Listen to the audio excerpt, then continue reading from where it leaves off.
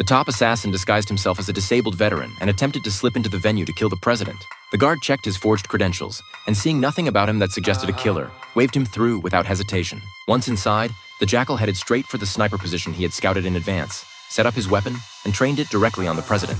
3 days earlier, the Jackal had test-fired his sniper rifle in the countryside. He aimed at a pineapple nearly 2 miles away and pulled the trigger, only to find the bullet landed about 1.5 inches off center.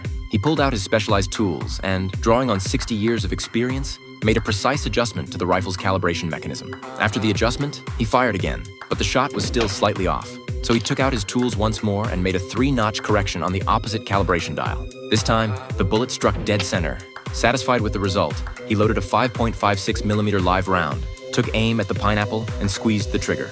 The sheer force of the impact blew it to pieces. Next, the Jackal began preparing to use this rifle to assassinate the president at a military parade in France. To keep the operation under the radar, he drove his BMW to a repair shop ahead of time, pulled out his tools, and cut away a section of the car's exhaust pipe. He then disassembled the sniper rifle and carefully wrapped each component in plastic wrap. Once everything was ready, he concealed the parts inside the hollowed-out exhaust pipe and welded it back into place. The following day, the Jackal arrived at the French border carrying a forged passport. But during the checkpoint inspection, an officer noticed the passport had expired. The chief inspector on duty walked over and ordered a thorough search of the Jackal and his vehicle. Just the day before, French intelligence had received word through back channels that a world-class assassin known as the Jackal was plotting to kill the president, and border security had been tightened across the board. Despite the unexpected scrutiny, the Jackal remained perfectly calm. He cooperated fully, inviting the officers to search his luggage and vehicle, confident that his weapons were safely hidden inside the exhaust pipe. After going over everything multiple times, the officers found nothing suspicious and had no choice but to issue him a temporary travel permit. Once inside France, the Jackal didn't make his move right away.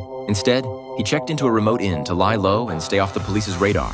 Meanwhile, French authorities discovered during their investigation that the Jackal had been in frequent contact with a woman living in the country. They suspected she might be an insider, secretly feeding him critical information. The next day, the chief inspector tracked the woman down and, through interrogation, learned about the Jackal's recent movements. France immediately went on high alert. But when police arrived at the inn where the Jackal had been hiding, he was already long gone. By then, he had driven to a secluded patch of woods, where he spotted a couple on a date nearby. He quietly removed the license plates from their car, then pulled out a can of blue spray paint and repainted his own vehicle as a disguise. He planned to drive it into the parade grounds that afternoon, but just as he was about to leave, disaster struck.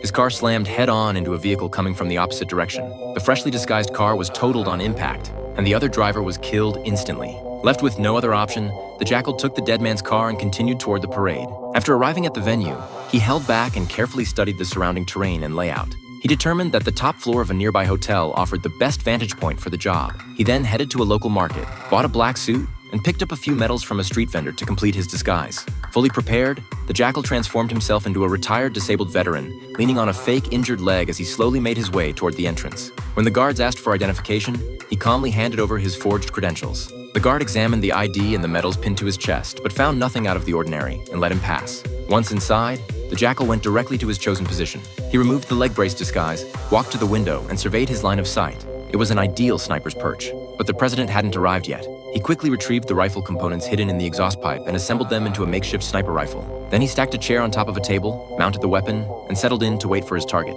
By now, the venue was surrounded by a massive security presence protecting the president. Armored vehicles stood at the ready, cavalry units had sealed off the perimeter, and sharpshooters had been positioned at every key vantage point nearby. The security for this parade was at its absolute highest level. Half an hour later, the president's motorcade pulled up. As the national anthem began to play, the parade officially got underway. But at that critical moment, the chief inspector burst into the venue in a panic, urgently asking the guards whether they had let a disabled veteran through.